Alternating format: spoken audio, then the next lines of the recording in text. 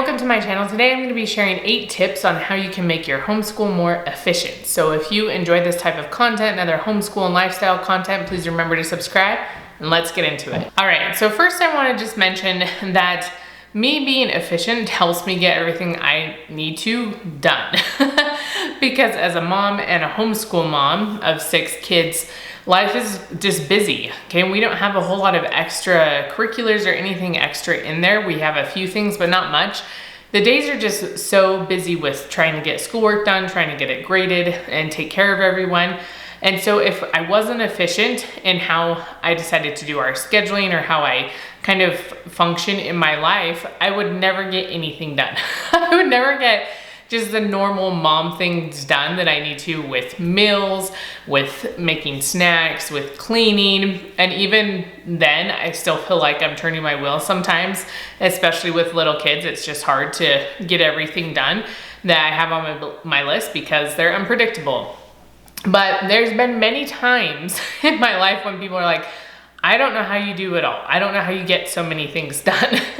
And it comes down to being disciplined and being efficient, which is something that does come naturally to me as part of like my personality, to set up routines, to be disciplined. And so it makes it, I guess, a little bit easier. It makes it easier for me to see patterns and things. And so today I'm gonna share with you some of those things that I do so that hopefully it will help you to be more efficient as well. My first tip is to have a flow or a schedule or a routine to your day. Have your kids do basically the same thing every single day. You know, they get up, there's a routine established to what they need to do. You know, with my kids, that would be chores and piano, and you know, they have breakfast, they get ready for the day so that they are ready to start school. But have routines for your day and have it be the same, because it makes it so much easier for you, for them, to get up and repeat the same thing. And their routines have been very, very similar since they were very, very little. Obviously, they weren't getting up and practicing piano when they were like 2, but it's the same idea, right? They get up and they'd eat breakfast. We try to get them ready for the day. With my toddlers, sometimes they don't actually get dressed till lunchtime, but you know, we're still kind of following the same routine with them as well. And even with bedtime, same thing, okay? Things need to fall into routines. It makes life easier for everyone.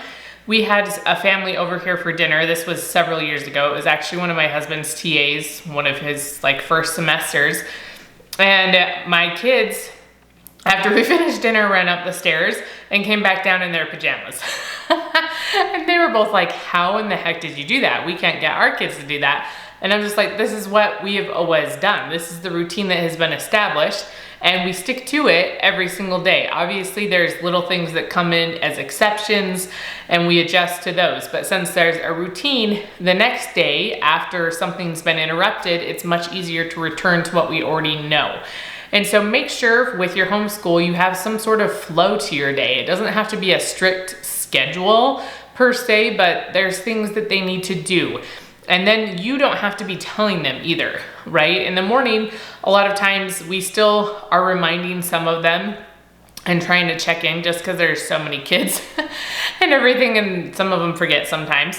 But for the most part, our morning flows fairly well, and I'm able to get the things done that I need to while they're doing the things that they're supposed to, and I'm not trying to order them around, work in chaos or anything like that, okay? We try to have these routines so that things are a little bit more orderly and not as crazy. All right, so my second tip is to make sure you create boundaries, okay? Kids function very, very well when they have boundaries, when they know what they're supposed to be doing, when they have some sort of guidance. So my kids have chores. They have things that they're supposed to be doing in the morning. And sometimes they need a little bit of prompting to remember or to do it, but they go and they do their chore. Okay, you have expectations for how homeschool works. If they don't get their schoolwork done, they can't do other things. Okay, that's how it works with my kids. They need to get their schoolwork done, be efficient about it, right? It doesn't mean they rush through it. Efficiency isn't rushing per se. It's just making sure that you're working in the best possible way, which sometimes can be fast and sometimes it can just be like a nice pace. And so make sure that they're like focused on their schoolwork, that when they decide to go goof off a little bit, that's affecting what they're gonna be able to do in the afternoon. They don't get screen time, they can't go play with friends. Okay, there's lots of things that they don't get to do, and we actually enforce those things. Okay, most of the time we're very, very good about it. There are exceptions or occasional moments where we might forget because we're human over here, but we are very, very good at making sure, like if you don't do these things, you can't have watch time. You don't get to play great games. You don't get to have any screen time or things like that. Or if you're still working on your schoolwork because you decided to just take your time, or because it was a harder day, okay, that's not their fault. Sometimes it just takes longer, and that's okay too. But the other kids get to start doing some screen time, and they'll be able to join as soon as they're done with their schoolwork. Okay, and that's just how it works, because I am not getting to 5 o'clock and they still haven't finished their schoolwork and they've just been goofing around all day. Okay, so make sure you've set boundaries so that everybody is getting things done in the most efficient way, but also they understand the importance of responsibility. Okay, if you are given things you're supposed to do, then you need to do it. This is a life skill. And there are deadlines, not timelines. There's deadlines for things.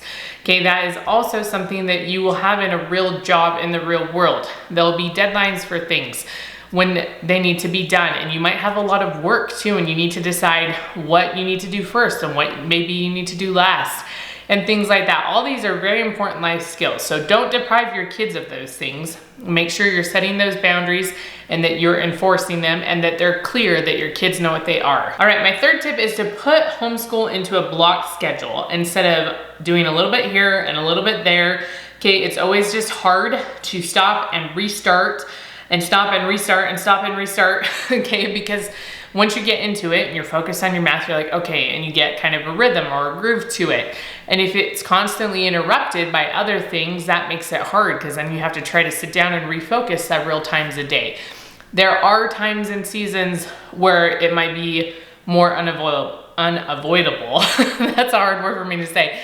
Like right now, my daughter is in a cooking class, my oldest daughter, and it's about every other week for 6.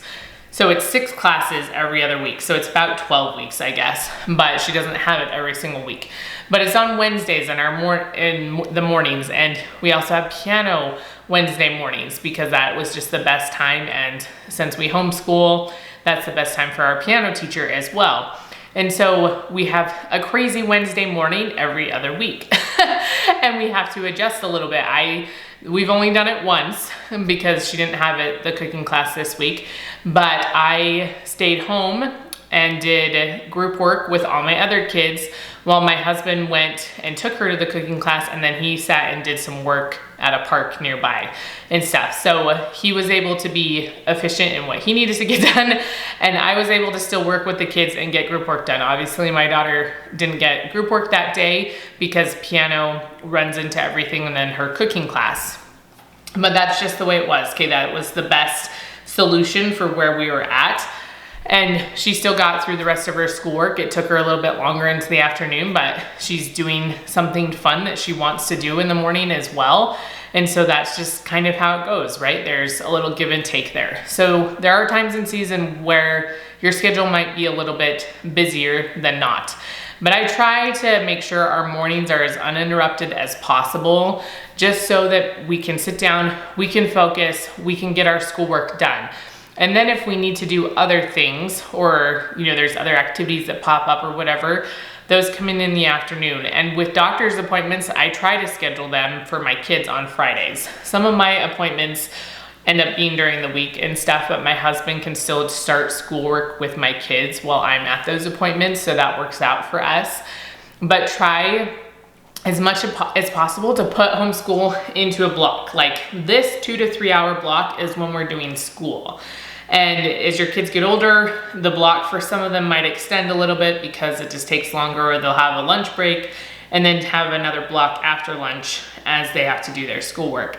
Instead of, okay, 30 minutes here, let's go do this, 30 minutes here, let's do this, 30 minutes here. Again, it's so hard to restart and to stop and to have to figure out where the heck you were again. And kids might need little few minute breaks, and that's fine. I have a child that's like that.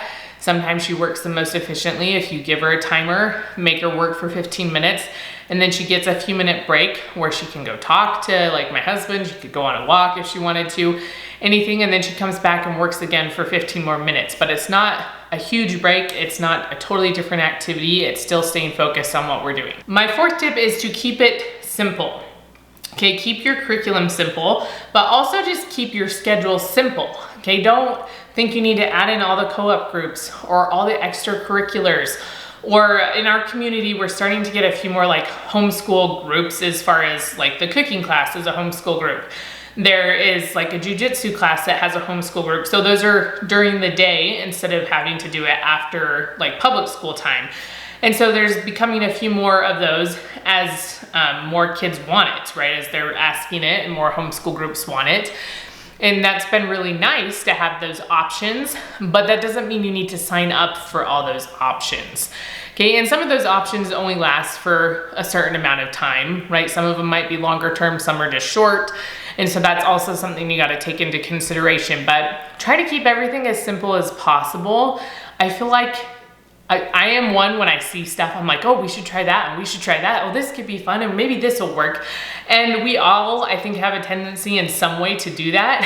But honestly, the more we keep it simple, the more we're actually able to do all of our schoolwork.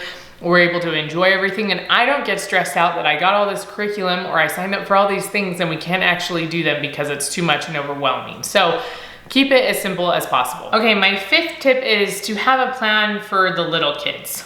This is not gonna work 100% of the time. It's probably not even gonna work like 25% of the time, but it will make everything a little bit more efficient and streamlined if you have something for your little kids to do or a plan. So maybe this is planning around nap time, which with my two littlest kids, they both took naps in the morning. My 1-year-old is having issues with her morning nap, but they did take naps in the morning time when they were that age, like 1 to like 18 months old and stuff. So it made it a little bit easier for us to do. That's when we do all of our group work, was while they napped in the morning time, because it was nice to have a quiet moment to do everything.